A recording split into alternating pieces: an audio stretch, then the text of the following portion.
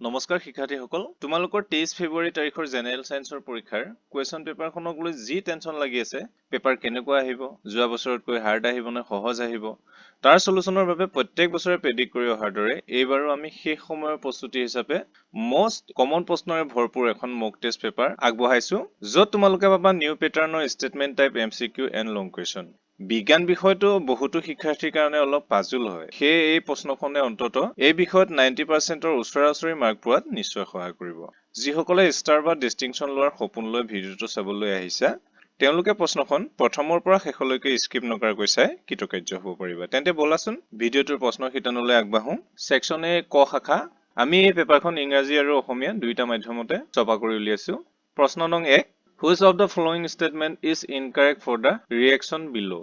তলৰ বিক্ৰিয়াটোৰ বাবে উক্তিসমূহৰ কোনকেইটা অশুদ্ধ মানে এই বিক্ৰিয়াটোৰ পৰা কি হৈছে ষ্টেটমেন্ট কেইটাত লিখা আছে এই চাৰিটা ষ্টেটমেন্টৰ ভিতৰত কোনকেইটা শুদ্ধ কোনকেইটা ভুল সেইকেইটা আমি বাছি উলিয়াব লাগে আৰু সেইকেইটা অপচনখিনিত দিয়া আছে ইয়াৰ শুদ্ধ উক্তি হৈছে উক্তি 1 লেড বিজাৰিত হৈছে আৰু উক্তি 2 কাৰ্বন ডাই অক্সাইড জাৰিত হৈছে অপচন এ কাৰেক্ট আনসাৰ নেক্সট কুৱেশ্চন মই অসমীয়াখিনি পঢ়ি দি আছো এজন ছাত্ৰই কপাৰ সালফেটৰ দ্ৰৱণত এটা পৰিষ্কাৰ লুৰ গজাল ৰাখে কিছু সময় পিছত লুৰ গজালটোত এটা মুগা ৰঙৰ আৱৰণ পৰে আৰু দ্ৰৱণৰ নীলা ৰং হেতা সেউজীয়ালৈ সলনি হয় এই বিক্ৰিয়াটো এটা উদাহৰণ হ'ল অপচন এ সংযোজন বিক্ৰিয়া বি ডি অপসৰণ বিক্ৰিয়া সি বিয়োজন বিক্ৰিয়া এন অপচন ডি অপসৰণ বা প্ৰতিস্থাপন বিক্ৰিয়া ইয়াৰ কাৰেক্ট আনসাৰ হৈছে অপচন ডি এইটো এটা অপসৰণ বা প্ৰতিস্থাপন বিক্ৰিয়া নেক্সট কুৱেশ্চন তলৰ কোনটো উদ্ভিদৰ পৰা লিটমাছ ড্ৰপ নিষ্কাশন কৰা হয় লিচেনৰ পৰা লিটমাছ ড্ৰপ নিষ্কাশন কৰা হয় অপচন এ কাৰেক্ট আনসাৰ কুৱেশ্চন নম্বৰ 4 এজন ছাত্ৰই জানিব পাৰিলে যে খাদ্য কোম্পানীয়ে চিপছৰ পেকেটত নাইট্ৰজেন গেছ ভৰাই দিয়ে কি উদ্দেশ্যৰে নাইট্ৰজেনৰ পেকেটিং কৰে এই প্ৰশ্নটোৰ শুদ্ধ উত্তৰ হৈছে নাইট্ৰজেন গেছে চিপছৰ দুৰ্গন্ধতা ৰোধ কৰে অপচন এ কাৰেক্ট আনসাৰ কুৱেশ্চন নম্বৰ 5 এটা জুলীয়া পদাৰ্থৰ নমুনাৰ এটা টোপাল এখন পিএইচ কাগজত দিয়া হ'ল কাগজখন নীলা হৈ পৰিল পদাৰ্থবিধ হ'ব সোডিয়াম কাৰ্বনেটৰ টোপালটো পিএইচ কাগজত দিয়াৰ কাৰণে কাগজখন নীলা হৈ পৰিছিল option C correct answer question number 6 এটা দ্ৰৱই গুৰি কৰি লোৱা কণী খোলাৰে সৈতে বিক্ৰিয়া কৰি এটা গেছ উৎপন্ন কৰে গেছটোৱে চূণপানী ঘোলা কৰে দ্ৰৱটোত থাকে hydrochloric acid option B correct answer question number 7 ৰশ্মিতাই তাই পুৰণি সোণৰ কাণফুলিযোৰে এটি আঙুঠি বনালে ধাতুৰ কি গুণৰ বাবে এইটো সম্ভৱপৰ হৈছে ধাতুৰ নমনীয়তাৰ বাবে এইটো সম্ভৱপৰ হৈছে option B correct answer question number 8 টো ষ্টেটমেন্ট বেস প্ৰশ্ন হয় ইয়াত এটা উক্তি দিছে উক্তিটো হৈছে যে বিভিন্ন ধাতুৱে পানী আৰু লঘু এচিডৰ সৈতে বিক্ৰিয়া কৰাৰ সক্ৰিয়তা বেলেগ বেলেগ আৰু ইয়াৰ ৰিজনটো দিছে অৰ্থাৎ যুক্তি ধাতুৰ সক্ৰিয়তা শ্ৰেণীত ধাতুটোৰ স্থানৰ ওপৰত নিৰ্ভৰ কৰে সক্ৰিয়তা শ্ৰেণীৰ একেবাৰে ওপৰত থকা ধাতুবোৰ বেছি সক্ৰিয় হয় এই ষ্টেটমেন্ট আৰু ৰিজনক কেন্দ্ৰ কৰি লৈ পেলাই ইয়াত চাৰিটা অপচন দিছে চাৰিটা অপচনৰ ভিতৰত শুদ্ধ অপচনটো হৈছে যে এ আৰু আৰ দুয়োটাই শুদ্ধ আৰু আৰ হৈছে এৰ শুদ্ধ ব্যাখ্যা অপচন এ কাৰেক্ট আনসাৰ কুৱেশ্চন নম্বৰ 9 তলৰ কোনটোৱে সক্ৰিয়তাৰ শুদ্ধ অধ্যক্ষম সূচায় ইয়াৰ শুদ্ধ উত্তৰ হৈছে অপচন এ কুৱেশ্চন নম্বৰ 10 শুদ্ধ উত্তৰটো মিলোৱা ক অংশৰ লগত খ অংশ মিলাব দিছে আৰু ক অংশৰ লগত খ অংশ মিলাই পেলাই ইয়াত চাৰিটা অপচন দিছে এতিয়া এলকহলৰ লগত মিলিব বিউটানল কাৰ্বক্সিলিক এচিডৰ লগত মিলিব পেন্টানোইক এচিড এলডিহাইডৰ লগত মিলিব প্ৰপানল আৰু কিটনৰ লগত মিলিব এচিটন অপচন এ কাৰেক্ট আনসাৰ প্ৰশ্ন নং 11 ৰাসায়নিক বিক্ৰিয়াটোত ইথানলক পটাছিয়াম ডাইক্ৰমেট আৰু সালফিক এচিড ব্যৱহাৰ কৰি জাৰিত কৰা হৈছে কোনটো বিকল্পই বিক্ৰিয়াজাত পদাৰ্থৰ এক্সৰ প্ৰতিনিধিত্ব কৰে যেটো এটা বিক্ৰিয়া দিছে এই বিক্ৰিয়াটোত যেটো এক্স দিয়া আছে এই এক্সটোৰ ঠাইত এই বিকল্পসমূহৰ ভিতৰত কোনটো বহিব ইয়াৰ শুদ্ধ অপচন হৈছে অপচন ডি 12 নম্বৰ প্ৰশ্ন বিউটেন অণু এটাত 10টা সহযোগী বান্ধনী আছে option D correct answer question number 13 এটা মোল এক্সৰ পাৰমাণৱিক সংখ্যা 17 আধুনিক পৰ্যায়বৃত্ত তালিকাত ই কোনটো বৰ্গ আৰু পৰ্যায়ত পৰে পাৰমাণৱিক সংখ্যা 17 হলে ই বৰ্গ 17 পৰ্যায় 3ত পৰে অপচন বি কাৰেক্ট আনসাৰ প্ৰশ্ন 14 তলৰ কোনটোলৈকে নিউল্যান্ডৰ অষ্টক সূত্ৰ প্ৰযোজ্য কোবাল্টলৈকে নিউল্যান্ডৰ অষ্টক সূত্ৰ প্ৰযোজ্য অপচন সি কাৰেক্ট আনসাৰ প্ৰশ্ন নম্বৰ 15 মৌল এক্সে HCl2 সংকেতৰ ক্লোৰাইড গঠন কৰে ই উচ্চ গলনাংক এটা গোটা পদাৰ্থ মৌল এক্স তলৰ কোনটোৰ সৈতে একেটা বৰ্গতে থকাৰ সম্ভাৱনা সবাতোকৈ বেছি ইয়াৰ শুদ্ধ অপচন হৈছে অপচন বি প্ৰশ্ন নম্বৰ 16 এজন গাড়ী চালকে তেওঁৰ গাড়ীৰ পিছফালৰ দৃশ্য চাবলৈ এখন উত্তল দাপোনৰ ব্যৱহাৰ কৰিছে। দাপোনখনৰ ফকাচ দৈৰ্ঘ্য 15 চেণ্টিমিটাৰ। চালকে আন এখন গাড়ী দাপোনখনৰ পৰা 30 চেণ্টিমিটাৰ দূৰত্বত দেখা পাইছে। এই দাপোনখনে সৃষ্টি কৰা প্ৰতিবিম্বৰ প্ৰকৃতি কি কি? দাপোনখনে সৃষ্টি কৰা প্ৰতিবিম্বৰ প্ৰকৃতি হ'ব অসৎ আৰু থিয়। Option D correct answer. প্ৰশ্ন নম্বৰ 17, ইয়াত এখন ছবি দিয়া আছে। ছবিখনত এখন উত্তল লেন্সলৈ আপতিত ৰশ্মি পথ দেখুওৱা হৈছে। এতিয়া প্ৰতিবিম্ব গঠনৰ বাবে প্ৰতিসৰিত ৰশ্মিসমূহ ক'ত লগ হ'ব? ফকাস F2ত লগ হ'ব। Option C correct answer. প্ৰশ্ন নম্বৰ 18, 10 চেণ্টিমিটাৰ ফকাস দৈৰ্ঘ্যৰ অপতল লেন্সৰ ক্ষমতা হৈছে -10 dioptre. Option A correct answer. Question number 19, সাধাৰণ চকুৰ পৰা লক্ষ্যবস্তু এটাৰ দূৰত্ব বঢ়ালে চকুৰ লেন্সৰ পৰা প্ৰতিবিম্বৰ দূৰত্ব সলনি নহয়। Option B correct answer. এতিয়া আহিছো 20 নম্বৰ প্ৰশ্নলৈ। যেতিয়া বগা পোহৰ এটা প্ৰিজমৰ মাজেৰে প্ৰৱেশ কৰে, ইয়াৰ উপাদান ৰংবোৰত বিভক্ত হয়। ইয়াৰ কাৰণ হ'ল যে প্ৰতিটো ৰঙৰ ভিন্ন তৰংগ দৈৰ্ঘ্যৰ বাবে ভিন্ন প্ৰতিসৰণাংক। Option A correct answer. Question number 21, উক্তি পানীৰ টোপালত সূৰ্যৰ পোহৰৰ বিচ্ছুৰণ, প্ৰতিসৰণ আৰু আভ্যন্তৰীণ পূৰ্ণ প্ৰতিফলনৰ বাবে ৰামধেনুৰ সৃষ্টি হয়। আৰু ৰিজন হৈছে প্ৰাথমিক ৰামধেনুৱে ভিগিয়ৰ ক্ৰমত ৰং দেখুৱায়। ভিগিয়ৰ হৈছে violet, indigo, blue, green, yellow, orange and red. ৰামধেনুৰ 7টা ৰঙৰ কথা কৈছে। এতিয়া এই এছাৰচন আৰু ৰিজন দুটাৰ ওপৰত ভিত্তি কৰি অপশ্যনসমূহৰ ভিতৰত অপশ্যন বি হ'ব কাৰেক্ট আনসাৰ। এ আৰু আৰ দুয়োটাই শুদ্ধ, কিন্তু আৰ এৰ শুদ্ধ ব্যাখ্যা নহয়। কুৱেশ্যন নম্বৰ 22, এজন ছাত্ৰই লক্ষ্য কৰে যে দুটা একেধৰণৰ বাল্ব 6 ভোল্ট বেটাৰীৰ সৈতে শ্ৰেণীবদ্ধভাৱে সংযোগ কৰা হয়। দুয়োটা বাল্ব কম উজ্জ্বলতাত জ্বলে। যেতিয়া সমান্তৰালভাৱে সংযোগ কৰা হয়, দুয়োটা বাল্ব উজ্জ্বলভাৱে জ্বলে। ইয়াৰ পৰা কি সিদ্ধান্ত ল'ব পাৰি? ইয়াৰ পৰা সিদ্ধান্ত ল'ব পাৰি যে শ্ৰেণীবদ্ধ সজ্জাৰ ৰোধ বেছি আৰু সমান্তৰাল সজ্জাৰ ৰোধ কম। Option C correct answer. A আৰু বি দুয়োটাই শুদ্ধ। কুৱেশ্যন নম্বৰ 23, তলৰ কোনটো ৰাশিয়ে বৈদ্যুতিক ক্ষমতা নিৰ্দেশ নকৰে? ইয়াৰ শুদ্ধ উত্তৰ হৈছে অপশ্যন বি। 24 নম্বৰ প্ৰশ্ন, এক অংশৰ লগত দুই অংশ মিলোৱা। বিদ্যুৎ প্ৰবাহৰ লগত জুল কুলম মিলিব, বিভৱ ভেদৰ লগত কুলম্ব ছেকেণ্ড মিলিব, ৰোধকতাৰ লগত ভল্ট এম্পিয়াৰ মিলিব আৰু বৈদ্যুতিক শক্তিৰ লগত ওম মিটাৰ মিলিব। Option A correct answer. প্ৰশ্ন, এডাল দণ্ড চুম্বকক চিত্ৰত দেখুওৱাৰ দৰে দুটা অংশত ভঙা হৈছে। এডাল চুম্বক মাজতে ভাঙি দিছে, দুটুকুৰ হৈছে। এতিয়া ভঙা চুম্বকৰ দুয়োটা মেৰুৰ সঠিক মেৰুত্ব তলৰ কোনটো বিকল্পই দেখুৱাইছে? ইয়াৰ শুদ্ধ অপশ্যন হৈছে অপশ্যন এ। নেক্সট কুৱেশ্যন, ফ্লেমিঙৰ বাওঁহতীয়া নিয়মত চুম্বকীয় ক্ষেত্ৰ বল আৰু প্ৰবাহৰ দিশ পৰস্পৰ লম্বভাৱে থাকে।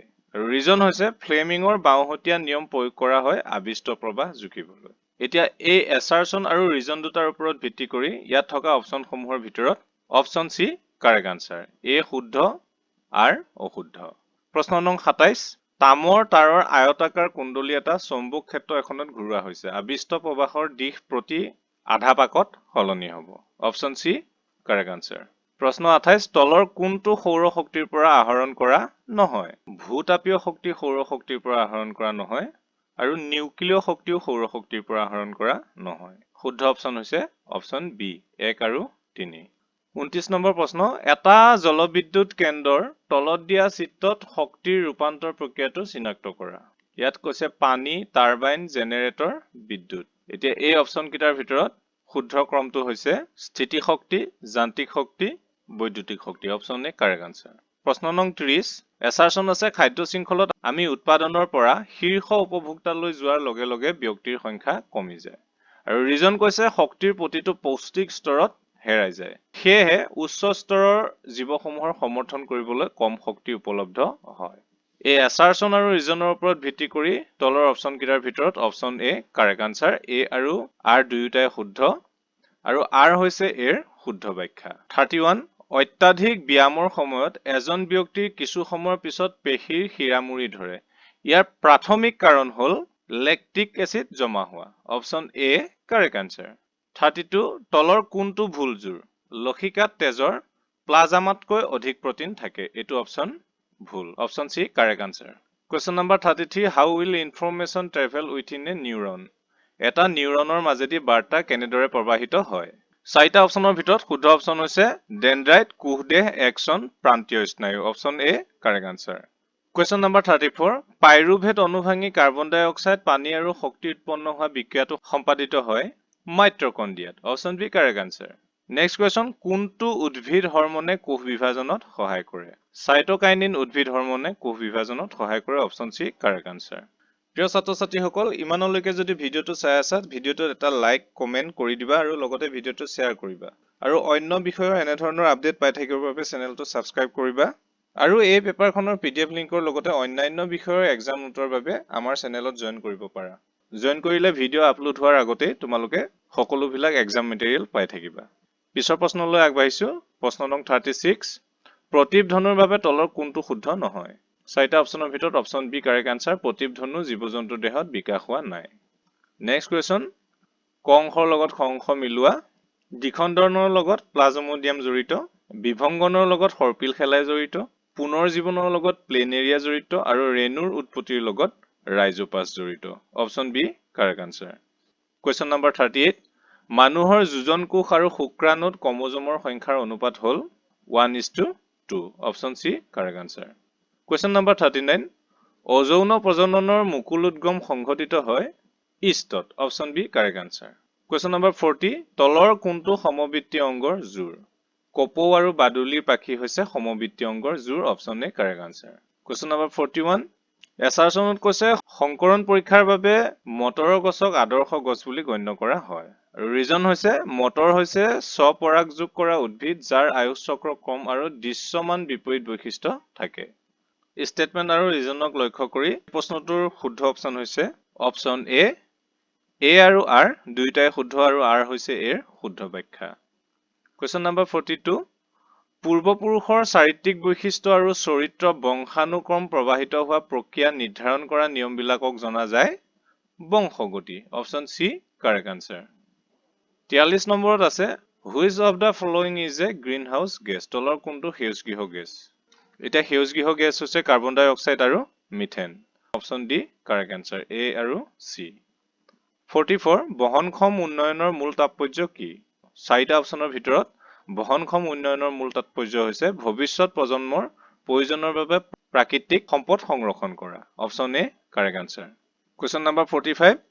বৃহৎ নদী বান্ধৰ পৰিণামসমূহ হৈছে সেই অঞ্চলত বাস কৰা মানুহক স্থানান্তৰিত কৰা হয়। Option B correct answer. এতিয়া আহিছো section B, descriptive type question. এই প্ৰশ্নখিনিৰ উত্তৰসমূহ নিশ্চয় তোমালোকৰ ক্লাছৰ বহীত আছেই। মই মাত্ৰ তোমালোকক প্ৰশ্নখিনি কৈ দিব ওলাইছো। উত্তৰবোৰ তোমালোকে বহীখন মুকুলালে প্ৰত্যেকটো প্ৰশ্নৰ উত্তৰ পাই যাবা। কুৱেশ্যন নম্বৰ 46ত সুধিছে এজন ছাত্ৰই এটা শুকান পৰীক্ষানলীত কপাৰ ছালফেটৰ স্ফটিক লৈ গৰম কৰিলে। ইয়াৰ পৰা সুধিছে যে গৰম কৰাৰ পাছত কপাৰ ছালফেটৰ বৰণ কেনেকুৱা হ'ব? দ্বিতীয়তে গৰম কৰাৰ পাছত কপাৰ ছালফেটত পুনৰ পানী যোগ কৰিলে কি হ'ব? প্ৰতিটোতে 1 নম্বৰ কৈ আছে, তোমালোকে এইটো চাই যাবা। Question number 47। তলত দিয়া বিক্ৰিয়াবোৰ সম্পূৰ্ণ কৰি সন্তুলন কৰা। এই দুটা বিক্ৰিয়া আছে, এই বিক্ৰিয়া দুটা তোমালোকে সন্তুলন কৰিবা। Question number 48। আয়নীয় যৌগ মানে কি? ইলেক্ট্ৰন স্থানান্তৰৰ দ্বাৰা মেগনেছিয়াম ক্লৰাইডৰ গঠন ব্যাখ্যা কৰা। এইটো 2 নম্বৰ আছে। Question number 49। এটা যৌগ Xক জিপছামৰ পৰা প্ৰস্তুত কৰা হয় আৰু এক নিৰ্দিষ্ট পৰিমাণৰ পানী মিহলালে ই পুনৰ কঠিন হৈ পৰে। X যৌগটো চিনাক্ত কৰা আৰু পানীৰ লগত বিক্ৰিয়াটো লিখা। 50 নম্বৰত সুধিছে ইথানলৰ নিৰোধন বুজাবলৈ এটা ৰাসায়নিক বিক্ৰিয়া লিখা। কি ঘটে যেতিয়া ইথানলে ইথানোইক এচিডৰ লগত বিক্ৰিয়া কৰে? 2 নম্বৰ আছে এইটোত। 51 নম্বৰত সুধিছে পৰিস্থিতি তন্ত্ৰত বিয়োজকৰ ভূমিকা কি? দ্বিতীয়তে আকাশত তৰাবোৰ তীৰ বিৰাই থাকে কিয়? আৰু প্ৰশ্নচিত সুধিছে এটা বেটাৰীৰ লগত বৈদ্যুতিক সঁজুলিবোৰ শ্ৰেণীবদ্ধ সজ্জাত সংযোগ কৰাতকৈ সমান্তৰাল সজ্জাত সংযোগ কৰিলে কি কি সুবিধা হয়? কুৱেশ্যন নম্বৰ ডি ভূমি সংলগ্ন তাৰৰ কাম কি? অৰ্থাৎ আৰ্থিং তাৰৰ কথা কৈছে। ধাতুৰ সঁজুলিবোৰ ভূমি সংলগ্ন কৰাৰ প্ৰয়োজন কিয়? ইয়াত 2 নম্বৰ আছে, মোষ্ট ইম্পৰ্টেণ্ট হয়, তোমালোকে চাই যাবা। আৰু ইট কৈছে গাড়ীৰ পিছলৈ যোৱা দাপোন হিচাপে উত্তল দাপোন কিয় পছন্দ কৰা হয়? গোটেইকেইটাতে 2 নম্বৰ কৈ আছে। 52 নম্বৰ প্ৰশ্ন মানুহৰ হৃদযন্ত্ৰত অলিন্দ নিলয় পথত থকা কপাট বা ভালভবোৰৰ কাম কি? জলচৰ প্ৰাণীবোৰে স্থলচৰ পানীতকৈ কিয় খৰকৈ উশাহ লয়? Question number 53। কেন্দ্ৰীয় স্নায়ুতন্ত্ৰৰ অংশসমূহ কি কি? প্ৰতিক্ৰিয়া কি? এইটোতো 2 নম্বৰ আছে, চাবা। 54 নম্বৰত সুধিছে যে চাবোনৰ দ্বাৰা মলি আঁতৰোৱাৰ প্ৰক্ৰিয়াটো ব্যাখ্যা কৰা। 55 নম্বৰ প্ৰশ্ন 7 চেণ্টিমিটাৰ ফকাছ দৈৰ্ঘ্যৰ দাপোন এখনৰ সন্মুখত 27 চেণ্টিমিটাৰ দূৰত্বত 18 চেণ্টিমিটাৰ আকাৰৰ বস্তু এটা ৰখা হৈছে। দাপোনখনৰ পৰা কিমান দূৰত্বত পৰ্দা এখন ৰাখিলে তাত স্পষ্টকৈ গঠন হোৱা প্ৰতিবিম্ব এটা পোৱা যাব। প্ৰতিবিম্বৰ আকাৰ আৰু প্ৰকৃতি নিৰ্ণয় কৰা। আৰু বিত সুধিছে পৰিৱেশৰ সুৰক্ষাৰ তিনিটা আঁৰৰ নীতি উদাহৰণ সহ বুজাই লিখা। নেক্সট কুৱেশ্যন জৈৱিক বিবৰ্ধক বুলিলে কি বুজা? পৰিস্থিতি তন্ত্ৰৰ বেলেগ বেলেগ স্তৰত ইয়াৰ প্ৰভাৱ বেলেগ বেলেগ হ'বনে? ডিত সুধিছে ফ্লেমিঙৰ বাওঁহতীয়া নীতিটো লিখা। ইয়াৰ দুটা ব্যৱহাৰিক দিশ উল্লেখ কৰা। আৰু ইত কৈছে যে চিত্ৰত দিয়া বৰ্তনীটোৰ পৰা বৰ্তনীটোৰ মুঠ ৰোধ, বৰ্তনীটোৰ মাজেৰে চালিত মুঠ প্ৰবাহ আৰু R1 ৰোধৰ দুই মূৰৰ মাজৰ বিভৱভেদ উলিওৱা। এই ছবিটো চাই এই প্ৰশ্নটোৰ সমাধান কৰিবা। কুৱেশ্যন নম্বৰ 56 মানুহৰ লিংগ কেনেকৈ নিৰ্ধাৰণ কৰা হয়? জীৱাশ্ম মানে কি? নাইবা পৰাগযোগ আৰু নিষেচনৰ মাজত পাৰ্থক্য কি? এপাহ ফুলৰ প্ৰজনন অংগবোৰ কি কি? তোমালোকৰ বিজ্ঞান বিষয়ৰ আটাইতকৈ সম্ভাৱ্য প্ৰশ্নবোৰ এইবোৰেই আছিল। এইখিনি প্ৰশ্ন উত্তৰ তোমালোকে মনত ৰাখি গ'লে নিশ্চিতভাৱে ফাৰ্ষ্ট ডিভিজনৰ মাৰ্ক ৰাখিব পাৰিবাই। সকলো শিক্ষাৰ্থীলৈকে মোৰ ফালৰ পৰা আন্তৰিক শুভেচ্ছা থাকিল। সকলোৱে যাতে পৰীক্ষা ভাল হয় তাৰে কামনা কৰিলো। অন্য এটা ভিডিঅ' লৈ অহাৰ প্ৰতিশ্ৰুতিৰে আজিলৈ এৰিছো। ধন্যবাদ।